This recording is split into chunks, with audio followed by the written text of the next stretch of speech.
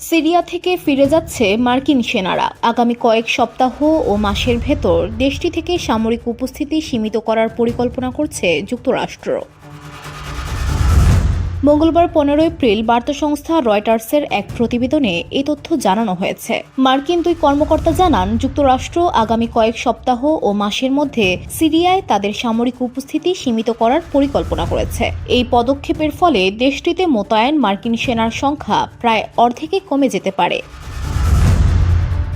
বর্তমানে সিরিয়ার উত্তর পূর্বাঞ্চলে ছড়িয়ে থাকা বেশ কয়েকটি ঘাঁটিতে প্রায় 2000 মার্কিন সেনা মোতায়েন রয়েছে। তারা স্থানীয় কুর্দি নেতৃত্বাধীন বাহিনী সিরিয়ান ডেমোক্রেটিক ফোর্সেস SDF এর সঙ্গে কাজ করছে, যাতে ইসলামিক স্টেটের IS পুনরুত্থান ঠেকানো যায়।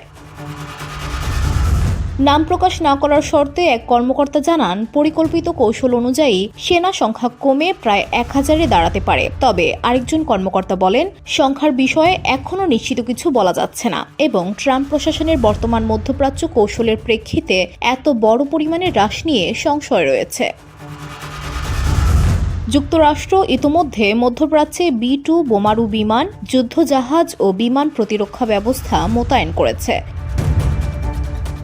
প্রেসিডেন্ট ডোনাল্ড ট্রাম্প সোমবার বলেন, ইরান ইচ্ছাকৃতভাবে পারমাণবিক চুক্তির আলোচনার গতি বিলম্ব করছে এবং যদি তারা পরমাণু অস্ত্র অর্জনের চেষ্টায় থাকে তবে তাদের পারমাণবিক স্থাপনাগুলোর ওপর সামরিক হামলা হতে পারে। বসুন্ধরা, উত্তরা, বনশ্রী, কুড়িল ও বাড্ডা সহ রাজধানীর বিভিন্ন স্থানে অভিজাত ও অত্যাধুনিক মানের ফ্ল্যাট কেনার এক নির্ভরযোগ্য প্রতিষ্ঠান প্লেজেন্ট প্রপার্টিজ লিমিটেড। তাই আপনার স্বপ্নের আবাসনের জন্য আজই যোগাযোগ করুন। Pleasant properties limited, where destiny matches eventually. প্রতিবেদনে বলা হয়েছে, বাশার আল আসাদের পতনের পর ইসলামপন্থী নেতৃত্বাধীন একটি নতুন সরকার সিরিয়ায় ক্ষমতায় এসেছে।